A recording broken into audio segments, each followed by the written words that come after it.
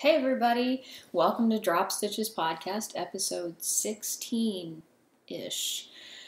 Today is August 6th, Sunday, in the early evening, and I am Sapphire Child, your host, also known as Julia Redman. You can find me on Ravelry as Sapphire Child, and we have a Ravelry group there, Drop Stitches Podcast.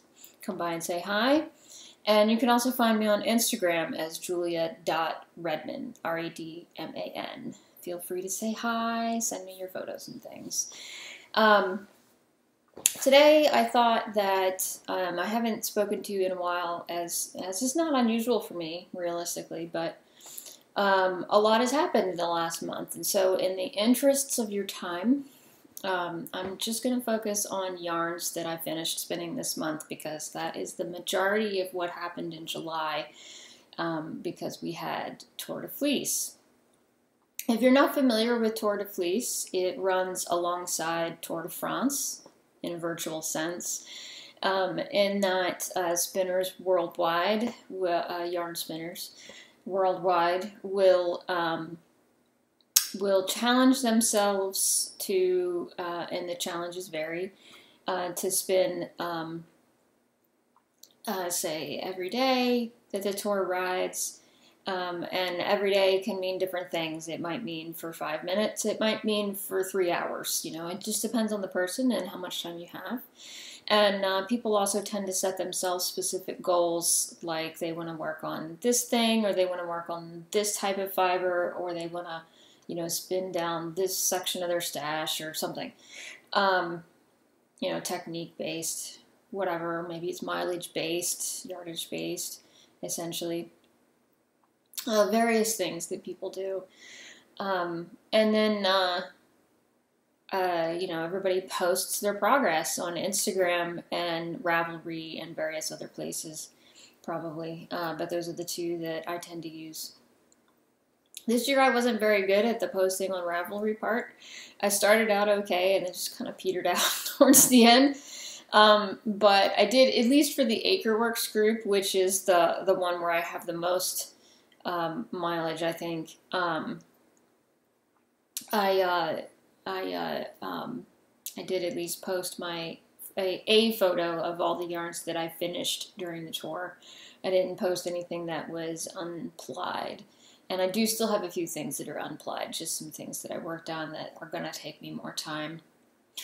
A lot of what I worked on during the tour was chunky yarns, which is something I don't do terribly often, but I must say I really do enjoy the instant gratification that comes with that.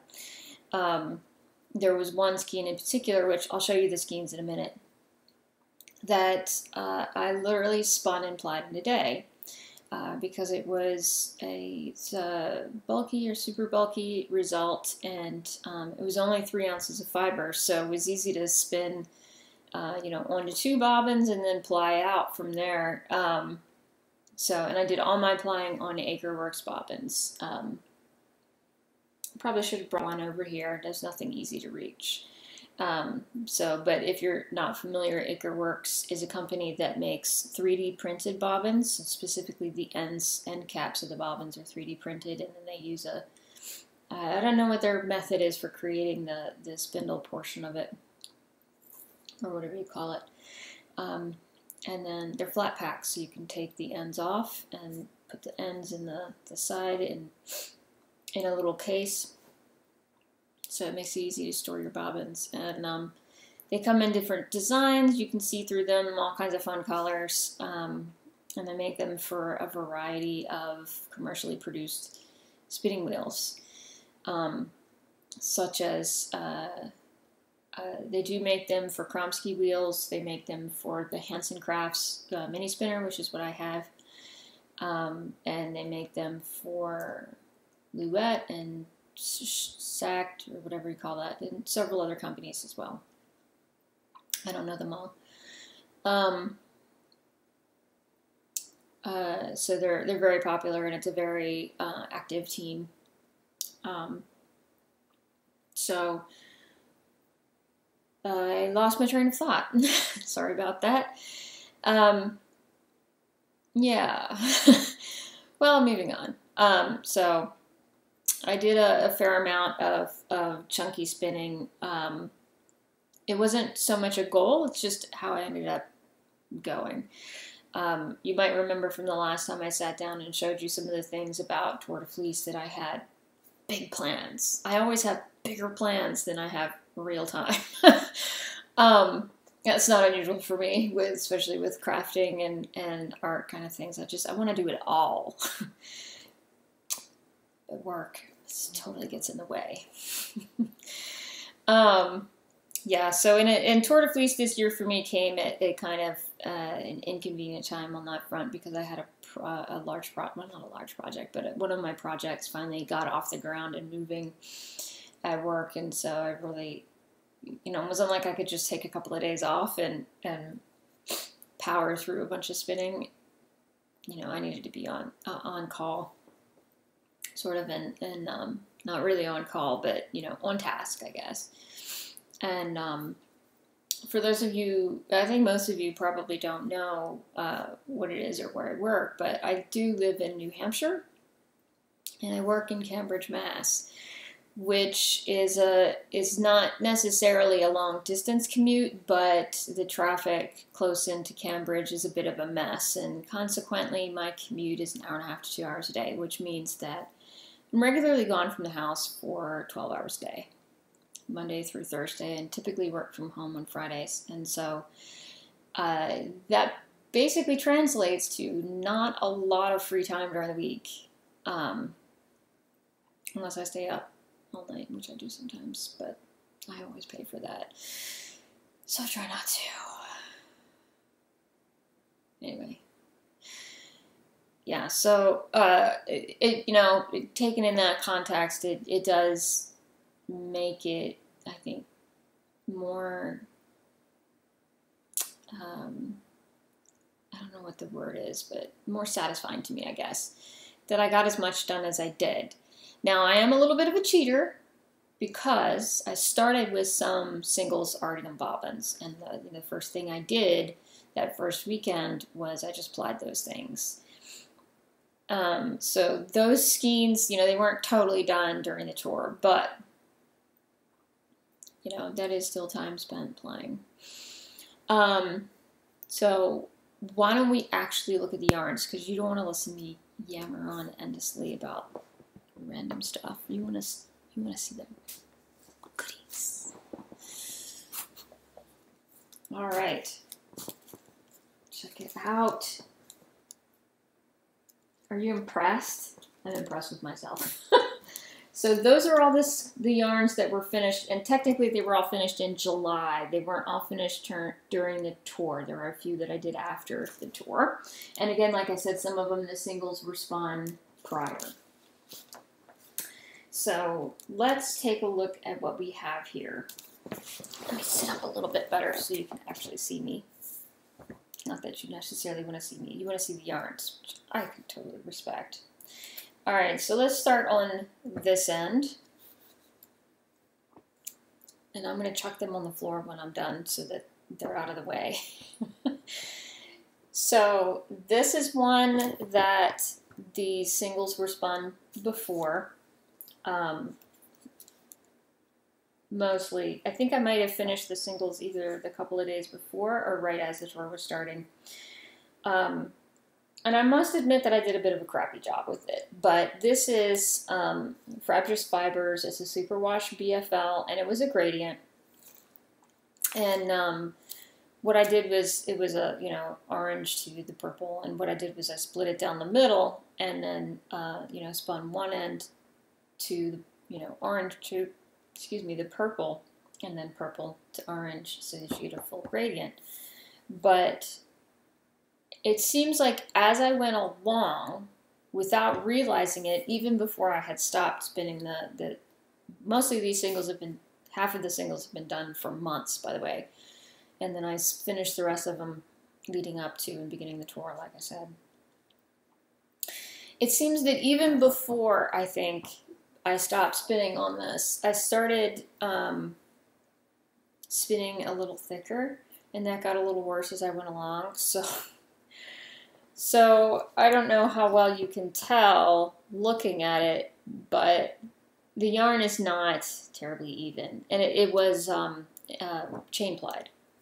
So that kind of makes it even worse. If it had been, you know, two plied, and it might have evened out somewhat, or at least been less noticeable.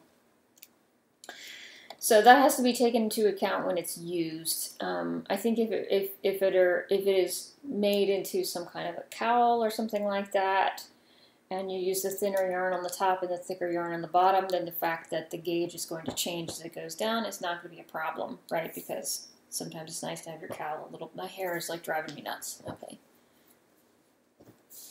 sorry, it's got to go. All right. You know, a kind of a funnel-shaped cowl is fine, right? It sits a little wider here, and it's a little thinner at the top, and just kind of drapes there. And it will be very drapey because it's a superwash and a BFL, so it's not gonna. You can see the skein has not got a lot of mind of its own. It's just like whatever. Anyway, so it is what it is. It's done, and it looks like I got about 233 yards on that. Moving on.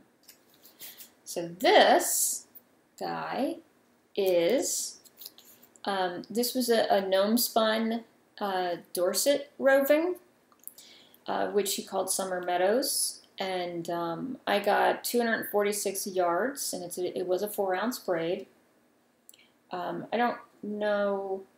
This is another thing where the singles have been done forever, or at least half the singles, and then I finished the other half leading up to the tour, and then plied it, but I did a better job with this, so it's overall more even. And being a Dorset, it's nice and bouncy, and you know, it's got some body to it. I have no idea what I'm going to do with this, but it should be fun. I do like a down wool. There we go. Okay, and then moving on to more things that I had mostly done before the tour. Although this was, I think the singles for this were completely spun in June. No, half spun in June, and then half after I plied those two, I think. Oh, I didn't say, but the gradient was completely spun on the handspun wheel, which is an electric wheel for those of you who are not aware. And the Dorset I did on my Clums Modern for the singles, and then plied on the handspun with the Acreworks bobbins. Just assume that everything was plied on the Acreworks bobbins, but the singles for that were spun on the Clems wheel, which featured heavily for me this tour, as did the Hanson Crafts. And you've seen the Clems wheel. We talked about it a few weeks back. Anyway, this one, however, I spun these on my Kromsky wheel. I've also showed you my Kromsky wheel. Did I spin them all on that? I think I might not have. Though this is kind of a heavier weight than I normally would spin on the Kromsky, the way I have it rigged and the way I normally use it. I actually like the wheel better when I'm spinning very fine on it. These days, I used to spin all kinds of things on it, but, well, a wider range, but I don't anymore. And I fought with this a bit as a result, but in the end, I think it turned out just fine. And this is a braid that I got from Hilltop Cloud, who is located in,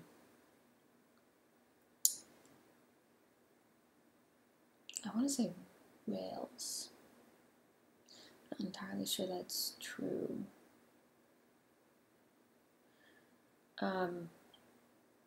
But she has a fantastic website with lots of fun fibers on it. And she might sell yarns too, but I always shop her fibers. And anyway, so the blend is Gotland wool, soy silk, Suri alpaca, and Finn at 25% a piece. And I got 182 yards, and she does 100-gram braids, so about, what is that, 3.5, 3.7 ounces, something like that. And again, you can see this one's a real drapey yarn, probably about a DK weight.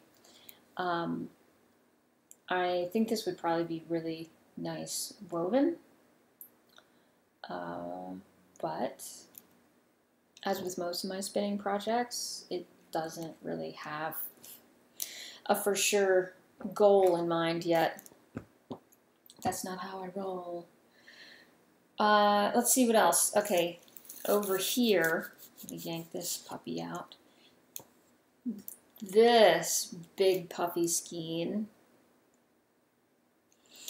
is Baby Doll Southdown. This is another that was spun. I think this was all spun before. See, I'm starting to forget stuff now, but I think I had this mostly spun before the tour on the Clems. And then I just basically plied it. And what you're looking at here is 2 different fibers, which is, no, I think I spun this one completely in the tour. Let me take that back. Anyway, point being, I had, it's all Baby Doll Southdown that comes from my friend's farm. And some of it's a natural color, gray-brown kind of shade. And then I had some white that I dyed with Brazil wood. It was a leftover, like exhaust dye bath from some yarn that I did some years ago. And then I carded the two together, sort of not completely blending. So you get kind of a tweedy look to it. And it is a 2-ply, and it's about 8.2 ounces-ish, and 314 yards. So, and very, very, very puffy. The skein itself is probably like, I think it was like 54 inches around, and keep in mind, I have one niddy noddy. It's a 2-yard niddy noddy. Is that true? I think it's, wait, no, maybe it's like a 64-inch niddy noddy or something like this. Anyway, the point being that, like all down wools, it contracted a lot when it was washed, which is always super fun.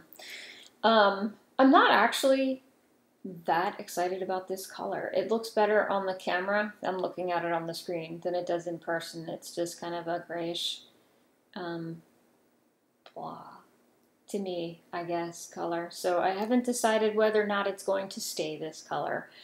I might dye it, over dye it again to try to get a little more depth of shade and richness in that color. I don't know. What do you think? Anyway, anything else to tell you about this? I don't think so. So, Baby Doll. Lots of it. Alright. What else? Why don't we look at this guy? This is the one that I spun and plied in one day. That was exciting. It was a weekend. So I could pull that off. This is a bat that I stashed a while ago, as I recall, from Joanna of Knit Spin Farm, and with an awesome name, Butt Naked, and it's got all the goodies in it. Look at that. And can you get a good look at that? I love this skein. I love the way it plumped and contracted when it was washed. And it just has this wonderful plush feel to it. It's very airy and bouncy. It's just what you would want out of a, you know, kind of a bulky, super bulky yarn that you'd spun out of a bat. So I'm incredibly pleased with myself on this. So it was a 3-ounce bat, like I said earlier, and I got about 73 yards. What do you think? I love it. I don't know what I'm going to do with it. I mean, it's only 73 yards, right? We'll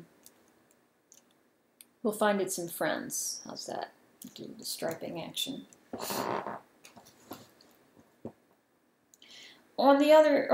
Continuing the theme of Knit Spin Farm,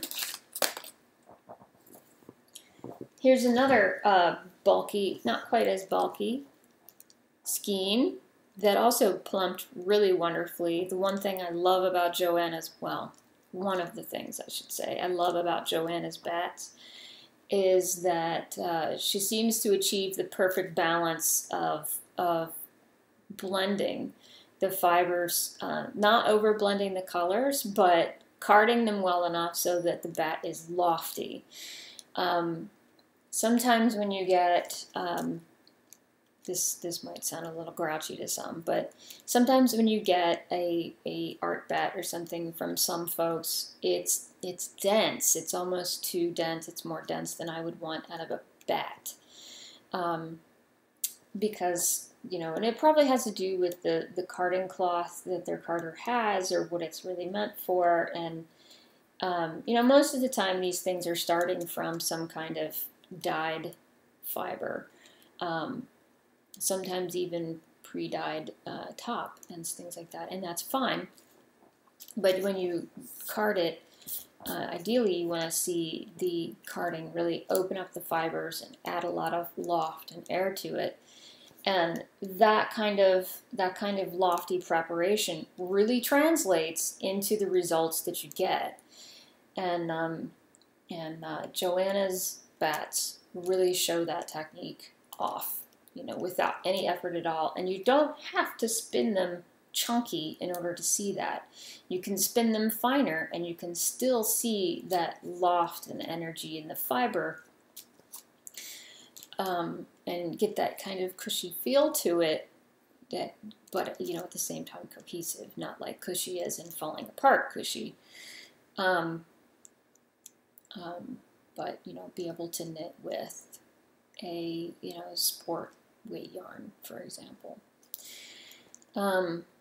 Anyway, this was a pair of bats that I purchased from her at 3.25 ounces a piece, so 6.5 total, with all those goodies in there, plums and lemons, as you see.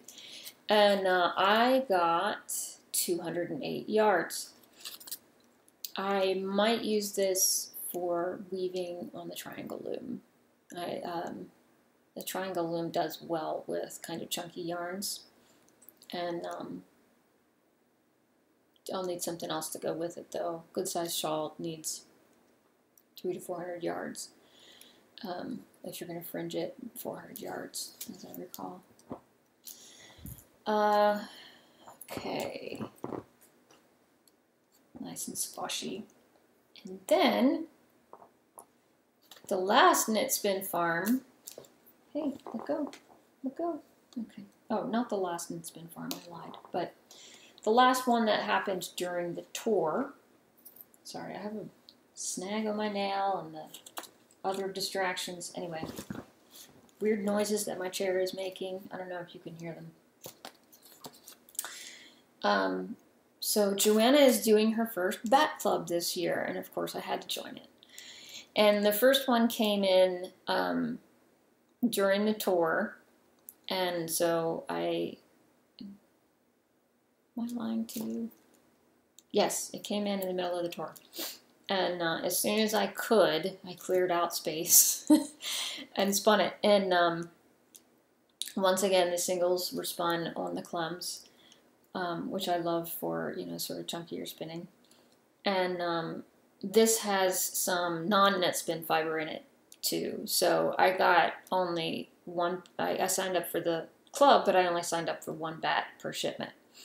And I think it was about a 3-ounce bat, which was called Cora's Unicorn Aura. And I should have brought the stuff over. It was, I posted pictures of it on Instagram. You could look and see what the package was like and everything.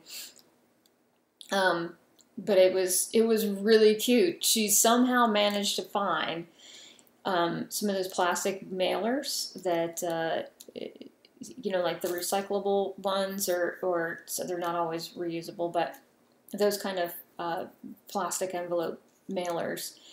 She found them that were kind of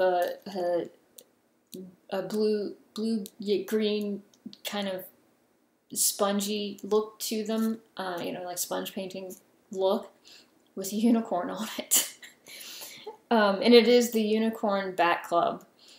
And she had like some postcards and a story in there about the fiber. So it was a really fun and unique package to open. And inside was a lovely, pale, slightly shimmery bat. I don't know if you can see the shimmer in it, just a little bit. And I think you might be catching a few sparkles off of that. You're not imagining that. It is a little bit sparkly. And it was a very pastel color, but I have to say, even though that's not the sort of thing I normally buy, I really liked it.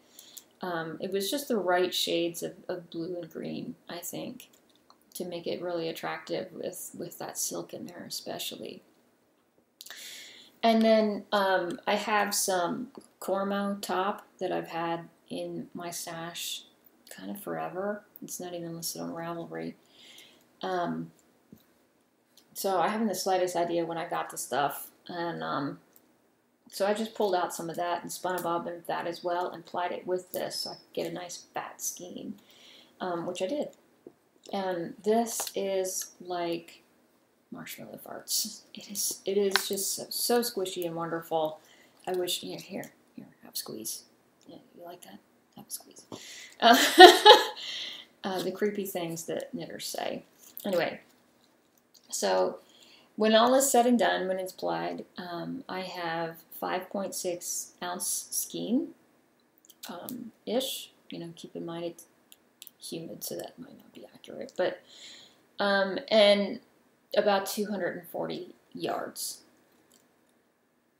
of wonderfulness.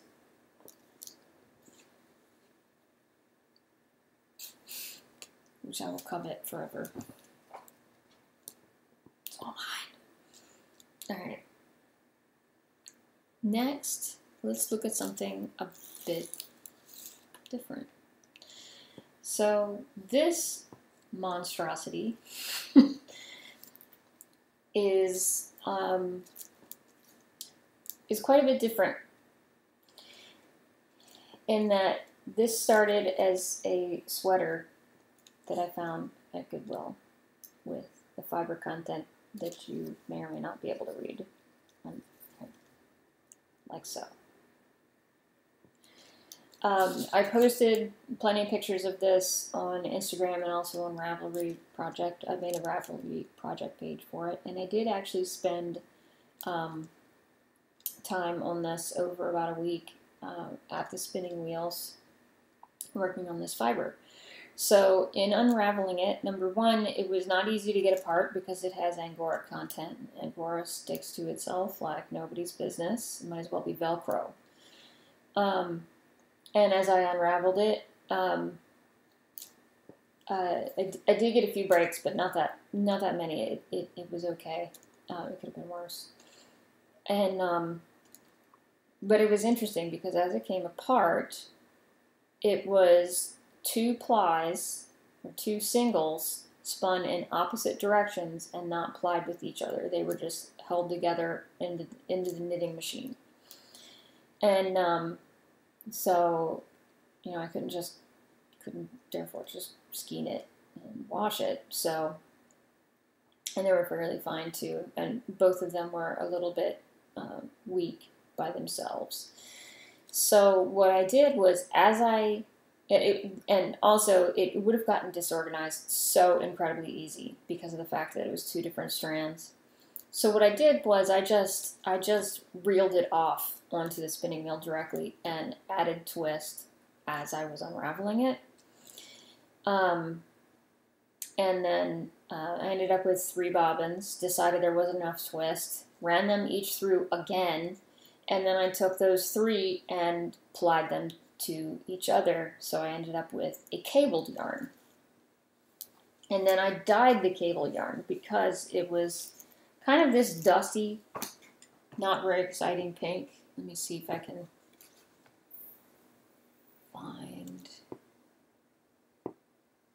See, that's got some. There is a spot on here that was kind of covered and didn't really take up any dye, but I can't find it now, of course. Oh, there it is, right on the bottom there. Can you see that? You can see how it's first of all, it's all the same color in that area there. And it's not even as, it wasn't, it's not horrific, but it's like, why would you want 8 ounces, essentially, or sorry, 9 ounces of that? And the answer is I don't. So I dyed it. I put it in a,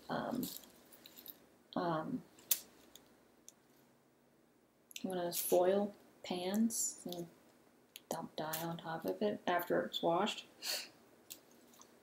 And then shoved it in the oven. And we end up with this multicolor thing going on here. And because of the fact that, oh, I didn't mention, so the 2 plies, one of them was, I believe, all the silk, and it's basically a silk noil, so it's nubbly. And then the other one was everything else, which is nylon, lamb's wool, and angora. And as is often the case when you have 2 different fiber types in 2 different strands, it's noticeable, more noticeable once it's dyed, because the 2 strands take up the dye differently. You see there's like a dark, it's actually more like a dark maroon kind of purple, and then this lavender kind of purple for the silk. And again, you know, it being a silk noil, it probably won't take dye as readily as like a reeled silk, number 1, and number 2, because of the fact that there's already dye on it. There's only so much dye it can take up, basically. So it's more interesting now, I think. There's also a possibility I will shove this back in the dye bath at some point to try to get maybe a bit more color in it, or a bit more, cover up that pink more. Not that I have a problem with pink, I just don't like this pink. But overall, I like the results, and it's probably a worsted weight in the end, worsted weight cable, and so being a cable type, it's just an interesting looking structure. I wish you could get a better look at it. Total yardage on this is about 415 yards, and again, it's 9.4 ounces. There was a section of the sweater that was a total loss because the button band had cut edges on it, but the rest of it was fine. That's still a fair amount of yarn. So that was actually a Tour de Fleece item for me. It was to upcycle some yarn. Okay. Next, my one and only entry for the classic squid. I had big plans to do some other classic squid stuff because I got her her special fiber for the tour, which is a lovely rainbow bat. I posted pictures of that on Instagram as well. You should check them out. She did beautiful work with it. I haven't spun it yet, so maybe in the future you'll see it, but not today. So, but I did spin this one bat from her, which was called Colors of the Wind. It was a nice big bat with, it reads in person mainly as red, but it does have some white silk and a little bit of purple and a little bit of blue. The camera is distorting the color a tiny bit, making it look more blue than it actually is. And then I had also some, also from Deep Stash. Oh, and by the way, this has feathers in it. This was a first for me to spin with feathers. And anyway, so in Deep Stash, I had some fiber that I'd gotten some years ago from Little Barn Fibers, who are the folks that, if you go to Maryland Sheep and Wool, they're the ones at the end of the large building that, currently next to Miss Babs, always a line out the door. And it used to be they were across from the Fleece show, and again, always a line out the door for both of them. Because Little Barn Fibers has, you know, some nice workhorse kind of fibers, and at really good prices. And this particular fiber that I used to ply with this, the black that you're seeing there, that's the stuff. It was their luxury alpaca blend, and again, it was black, and it is mostly alpaca with some merino, silk, and a little bit of camel fiber. It's a really, really glossy, kind of languid fiber, and I have some more of that to show you. But anyway, so I did a 2-ply using that as the ply, and you can see there I have 297 yards, and total weight is about 10.2 ounces. This is a super chunky yarn. It's another chunky yarn for me this tour, and it's one of the few that I actually have plans for, which is to use on the triangle loom, and it will be going with the rest of the luxury alpaca blend fiber, which, of course, because it's so dark, you can't really see it that well on the camera. Anyway, a nice, squishy, relaxed skein. It's really beautiful. I wish you could see it in person. It's just, you know, basic black, very, very simple and lovely and soft. And I have about 134 yards of that. Yeah, I guess that should be enough fiber. And I have some plans to be using, pardon me, some beads on it. And these have already had a test wash just to make sure that washing them won't damage them. They seem to come out fine. And I might add some additional feathers in there, because although there were feathers in that fiber, they kind of get lost in the spinning. And I want the feathers to be a little more obvious, so I'll probably get some feathers and add them as part of the fringe, maybe with some other beads. I have to find some more beads that will go with those, I think. And then we'll just attach them in the fringe. So hopefully I'll actually do that project, and I can show you that in a few weeks. Again, you know, there's a certain thing I have where I have big plans. They don't ever actually happen, or at least not for some time. All right, so we've got 2 skeins left in here. I think you've seen this fiber before. This is some fiber that I had washed and then had carded by Zellingers for me, and then I dyed lots of it. And I think one of my podcasts earlier this year, I showed the dyed fiber, and this is one of them. I finally got around to spinning some of it, and I spun it chunky, which was the plan all along for this fiber, was to spin it chunky. Probably should have been holding out like so for you guys so you could see, but I'm really pleased with this color. And again, it's Romney and alpaca, and I got 164 yards, and it's about 8 ounces, maybe a little more. All right, and then the last skein. This was spun after the tour. The Romney alpaca was also spun after the tour. And this little pretty is another Knit Spin Farm, and this is actually some Shetland top that I got from her this spring at some point, or maybe early this year. And I'm quite happy with how it came out. So I got about 203 yards, according to this. And I spun this specifically to maximize the barber pulling, the color transitions. So what I did was I took the whole braid, I split it down the middle, and I spun one end to end with I always pre-draft a roving or top that's been dyed, but this didn't need a lot. She did a good job with it, so it just needed to be fluffed out a little bit.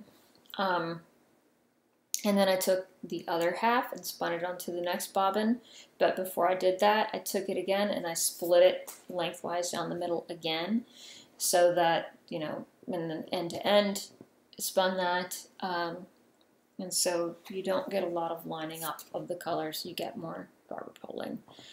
And I'm really pleased with it. I'm also really pleased again with how it plumped in the washing. That's something that is always something to plan for when spinning, that it's going to plump and contract a little bit. With most wools, of course.